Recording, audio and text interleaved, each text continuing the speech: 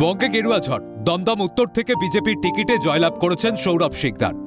বিধায়ক পদে শপথ গ্রহণ করার পরেই তিনি সাধারণ মানুষের সঙ্গে জনসংযোগ করার জন্য একটি নতুন উদ্যোগ নেন। শনিবার সকালে বিরাটি 6 নম্বর রেলগেটের নিকটে তিনি একটি দলীয় কার্যালয়ের উদ্বোধন করেন। সেখানে সাধারণ মানুষের সঙ্গে মিশে যান বিধায়ক। শুধু তাই নয়, এবার থেকে বিধানসভা এলাকার বিভিন্ন প্রান্তে জনসংযোগ কার্যালয় করে সেখানে বসে মানুষের অভাব অভিযোগ শুনবেন তিনি। এদিন দমদমের প্রাক্তন সাংসদ তপন শিকদারের নামে উৎসর্গিত করেন এই দলীয় কার্যালয়। মানুষকে আমার কাছে আসতে হবে না, জনপ্রতিনিধি হিসেবে আমার কাজ মানুষের কাছে পৌঁছে যাওয়া।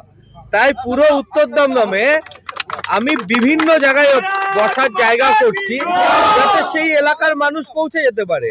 আমি যদি একটা জায়গায় বসে থাকি, আমি কোনো জমিদার না যে লোকে এসে আমার দরবারে বসবে।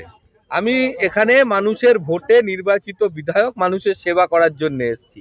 আমার কাজ মানুষের দরজায় দরজায় পৌঁছে যাওয়ার।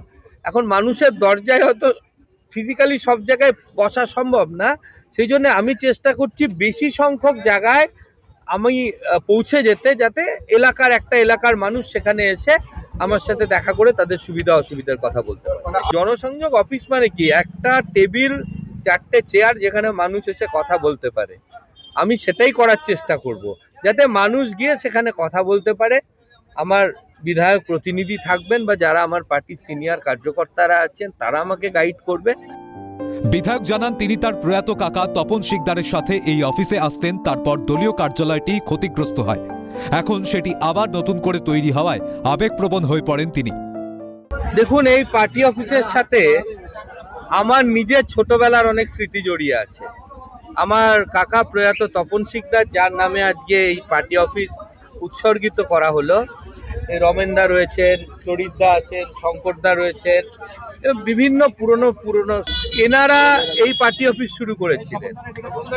আমার কাকা এখানে এসে বসতেন এবং 98 সালে নির্বাচনের সময়, 99 বিভিন্ন নির্বাচনে আমি আমার কাকার সাথে এসে এই অফিসে বসেছি।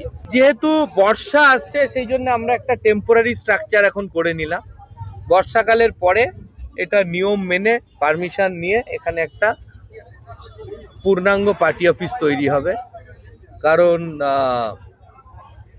এখানে আমাদের পার্টির লোকরা বসবে এবং খালি পার্টি অফিসই নয়, এটা আমার অন্যতম জনসংযোগ অফিসও থাকবে বিধায়কের, যেখানে এই এলাকার লোক এসে আমার সাথে দেখা করবেন, এখানে এসে বসবেন, তাদের সুবিধা অসুবিধার কথা বলবে। প্রতি সপ্তাহে একদিন করে আমি নিজে এখানে আসবো। দমদমের উত্তরের বিধায়ক সৌরভ শিকদার মানুষের সেবায় কাজ করবেন বলে জানান, যাতে তিনি সহজে মানুষের কাছে পৌঁছতে পারেন এবং মানুষের সুবিধা অসুবিধার কথা শুনতে পারেন। তারই জন্য এই প্রয়াস। শান্তনু সাহার রিপোর্ট, ক্যালকাটা নিউজ।